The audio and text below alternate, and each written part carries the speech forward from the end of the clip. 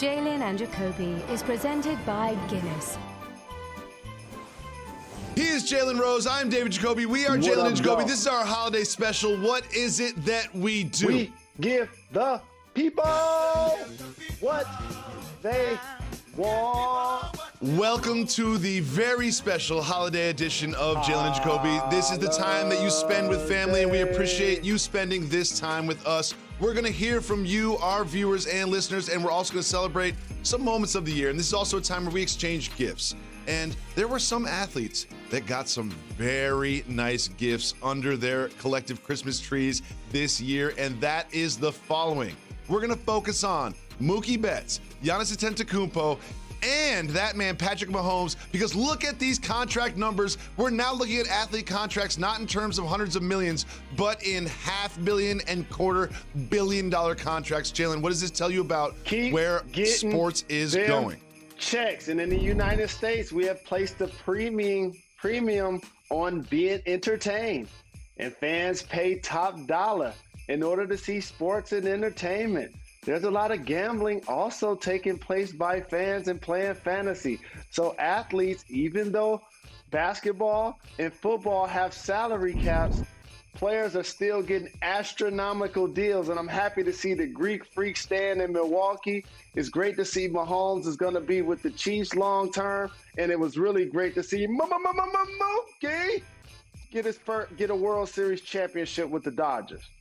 It was really a seminal year in terms of athlete contracts because we look at those three faces. Those are sort of the faces of the sport. Two of those three happened to come away with championships this year as well, and they got paid for it. And we hope that Giannis and the Bucks will get a championship over the course of his contract. Now, Jalen, we were all given gifts this year. We had a very difficult year collectively, and you remember during the quarantine, when all sports were shut down, we all needed something. We just needed some sort of silver lining to this dark cloud, and we got it in the form of The Last Dance, an epic documentary series from ESPN directed by Jason Ayre about the career of that man, Michael Air Jeffrey Jordan. Jalen, take yourself back to those Sunday nights watching back-to-back episodes of The Last Dance. How did you feel while you were quarantined?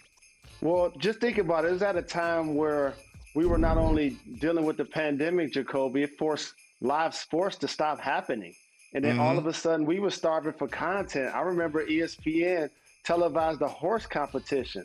And so for Jason Ayre and ESPN to drop this documentary and then for it to be about the GOAT, Michael Jordan, and show his battles and how he had this physical toughness and this mental ability to uplift himself to a different level. And all of a sudden, you start looking at the things he's accomplished over his career, and it's just great to see that embodied in a documentary. It was a great job done. It was a really good job done. It was something that we all needed as a society because we were all alone in our homes. Restaurants weren't open. Stores weren't open. We were all terrified of COVID-19, staying alone in our homes with our tiny little bubble. But every Sunday night, it just felt like there was this community around this project, that we were all doing something collectively together, which was watching the highlights of Michael Jordan's career. And one of the things I loved about it most is you showed up in this documentary as well, Mr. Rose, on the wrong side of one of those series that they highlighted, and that was the Eastern Conference Finals, where your Pacers pushed these Bulls to a seventh game, something that only happened 3 times. What did it feel like to relive that series and be a part of it yourself? I was just happy to be a young buck playing a role on a team led by Reggie Miller, coached by Larry Bird, and so many terrific vets. And to play in a Game 7 versus the all-time great Bulls, the only time they were forced to go into Game 7 is a legendary memory when you think about all of the great players and the Hall of Fame coaches and people that were a part of that series.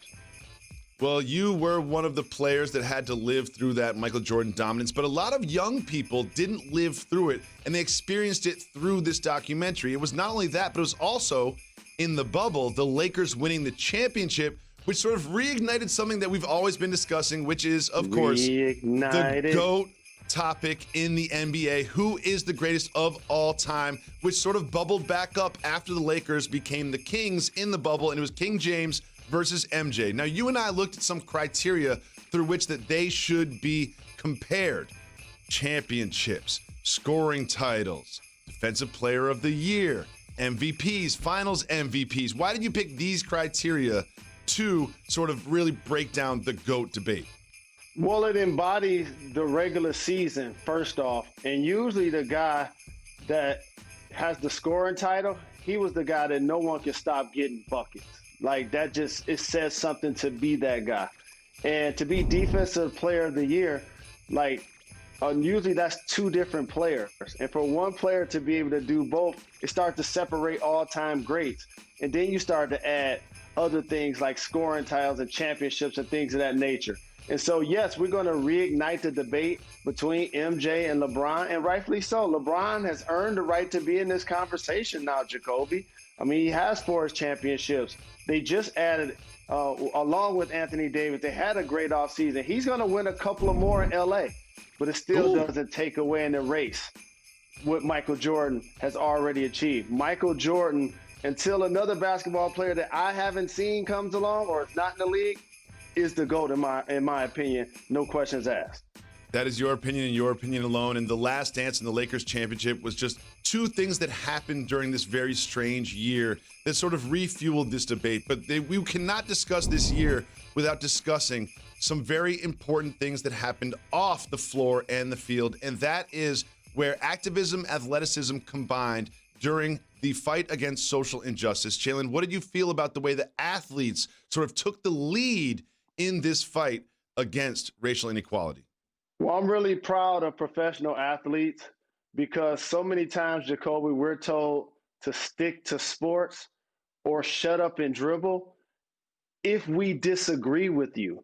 And at the time where George Floyd was tragically killed along with Breonna Taylor, it was a moment of reckoning in our country. And for the NBA, the WNBA, and multiple sports to take the stand, to use their voices, to use their platforms, it was something that was greatly needed in society. I'm glad you brought up the WNBA because they often get overlooked for their on-court and off-court achievements, but the WNBA truly led the charge when it came to the fight against social injustice. And I think that we would be remiss if we did this show looking back at the year and celebrated the intersection between activism and athleticism and did not celebrate specifically the work that those young women have done in this vein. Big shout to them. Jalen, it is now time for a special holiday edition of Soft Move or Boss Move.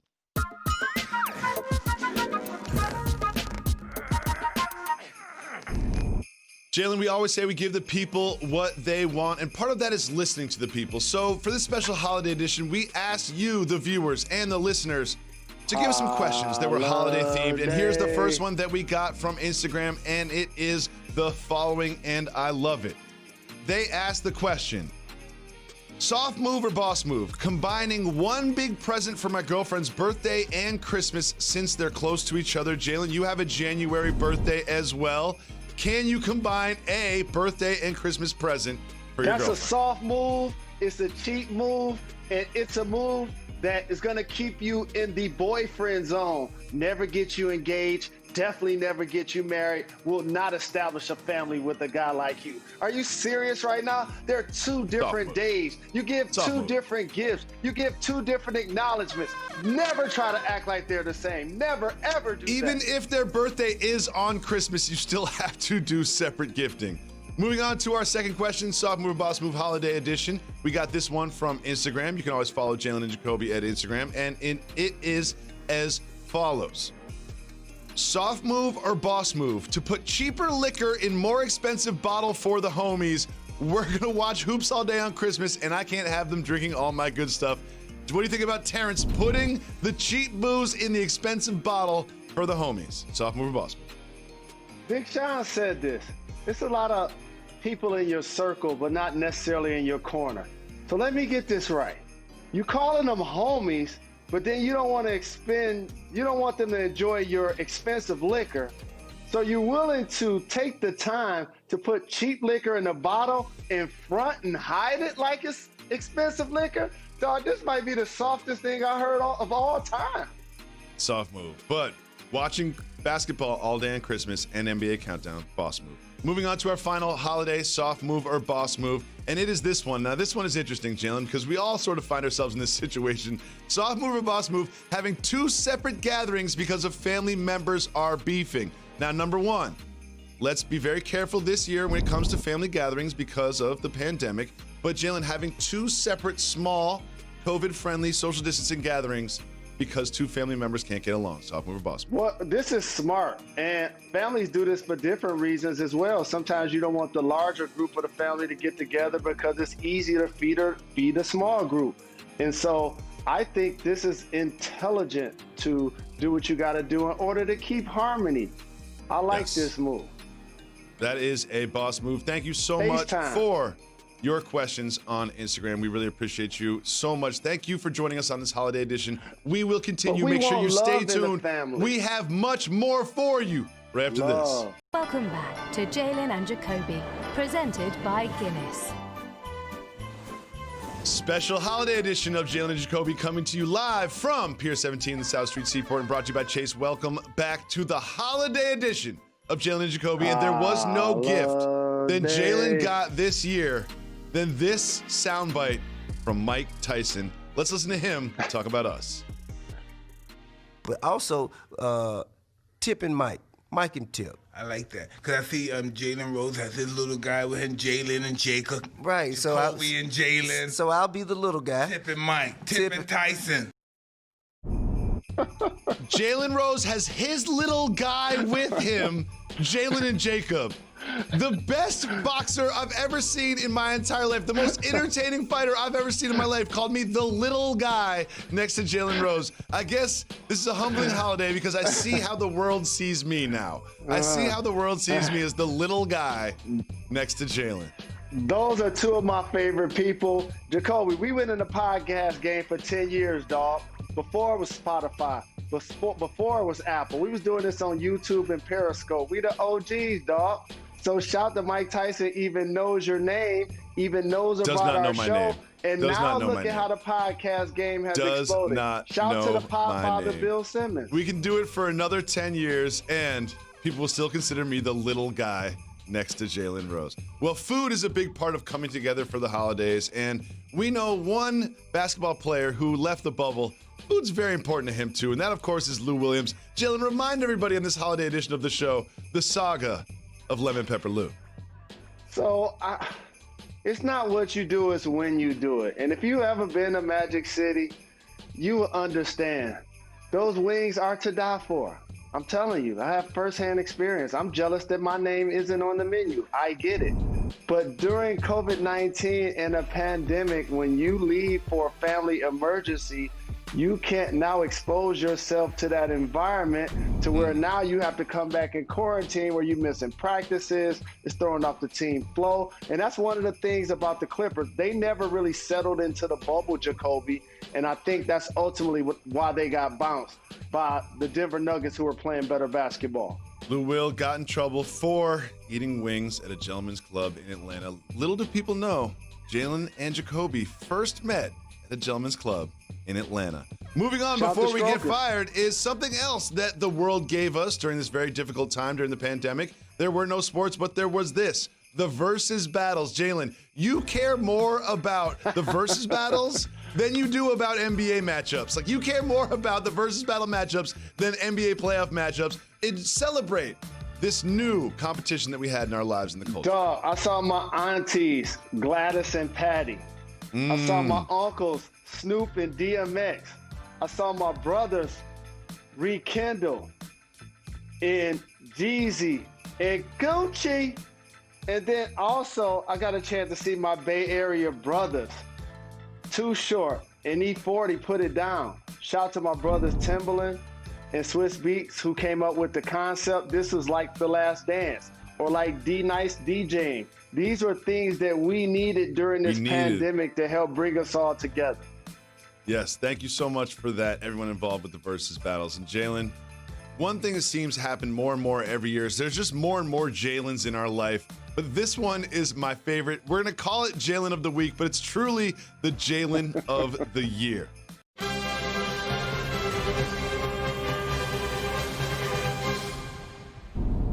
Jalen, you've mentioned this before, but one thing that rings true is all of the Jalens have a certain je ne sais quoi about them, including this young man named Jalen.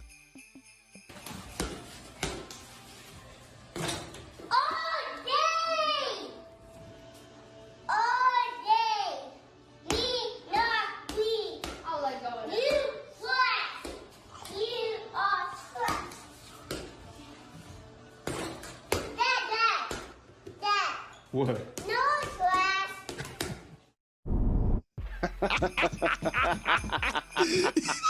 Oh, that little kid has so much game with the ball and with his mouth. He said, Dada, is Noah trash?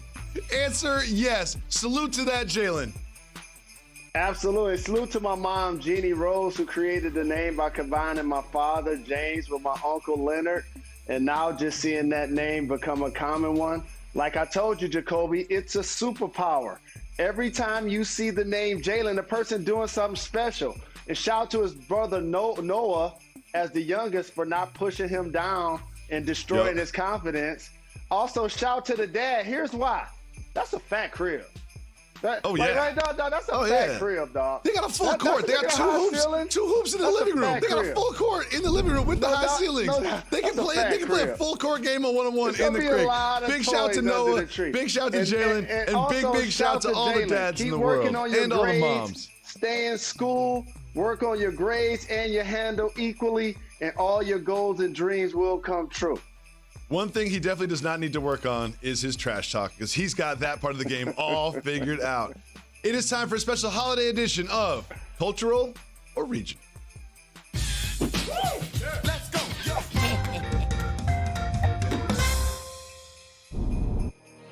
This one comes from one of our viewers, and it's an interesting question I can't wait to hear your answer to, and it is as follows. Actually wrapping gifts. Giving a gift unwrapped without a gift receipt, cultural or regional? Hey, dog, this is cultural for sure. And the reason why, respectfully, it may take time to hustle up on the actual gift. There are a lot of you out there that after Thanksgiving and you want to do your Black Friday shopping and your Cyber Monday and you put down your credit card and you order everything and you feel like you're good. Or things happen in December, you see a sale, you go grab it when you get off work, you're good. But then there's those parents. I came from one of these families where sometimes those gifts don't happen between the last 12 to 24 hours. Christmas Eve, I'm out in the streets. Like for real, that gift might happen at like 9 o'clock or 3 in the morning, depending on what video game we're trying to bring to the crib. So therefore, if it's unwrapped, it just lets you know that somebody really put their heart and soul into that gift. Yes. So that's what I'll say it is. My wife and I have established that Santa doesn't wrap gifts. Take that to don't mean have the time. whatever you would like. He don't have Spoiler the time. alert. Moving on to our second and final cultural regional question from you, our viewers, is this: gumbo, is it cultural or regional? Well, it's got to be regional, right? Like, I love broth and I love soup. It ain't nothing like It's gumbo regional. with extra meat, especially, or seafood gumbo. But this is definitely regional. And New Orleans has to come to mind anytime you're talking about gumbo. Love gumbo, love the holidays. Make sure you stay tuned. We have more for you on this special holiday edition of Jalen and Jacoby. Welcome back to a special holiday edition of Jalen and Jacoby. Jalen, one thing that has been consistent throughout 2020 is how bad Detroit sports have been, which led to this question from one of our viewers. What part of the game they is sent this in on Instagram, and they said the following: what is an appropriate time to start drinking when my family mentions Detroit sports on Christmas? Just to show you how bad Detroit sports have been, the Tigers have the worst winning percentage. The Lions have the 26th in the league. The Red Wings worst. The Pistons are just absolute trash. And we haven't even mentioned Michigan football. Jalen, what time is it appropriate to start drinking when people mention Detroit sports? I'm still ride or die, loyal to my soil. And soon as you have eggs or your favorite breakfast meat, that's when it's time to have your first beverage if you're 21. Bloody Mary, mimosa, and as the day progresses, you switch it up and get stronger. You know the deal. Well, let's hope that Detroit sports teams turn around next year, because it cannot be worse than it was this year. Holiday is about gathering together with friends and family and loved one, and we just want to take a second to acknowledge those that took time out of their difficult 2020 to join us here on this show. Jalen, what do you have to say about the guests that we've had here on Jalen and Jacoby? We're so very fortunate because for those that have been with us since day one, we started as a podcast 10 years ago. And then we were a late night television show. We were on ESPN2. And in 2020, we got on ESPN. And we pride ourselves on giving the people what they want. And we're really grateful to all of the people that took their time to join our program this year. Absolutely. It's been so much fun having all these people on the show. And another thing I wanted to ask you, Jalen, is as we turn our attention toward 2021, what is your New Year resolution for next year? I'm rocking one of them. You see, I kind of changed up the hair. I'm going to do this in 2021. I like it. Like it. But for society, I just hope that we get to a place where we don't have to wear masks and we're not physically distancing. I don't think that's going to change in 2021, but that's my resolution. Yes, I just want, as a society, collectively, us to come together and beat this pandemic, because I want to hug a friend again. I want to put my elbows on a bar again. I want to go to a restaurant. I want my kids to go to school. I want us to come together and beat the coronavirus. That is my resolution. Thank you so much for joining us on this very special holiday edition of Jalen and Jacoby.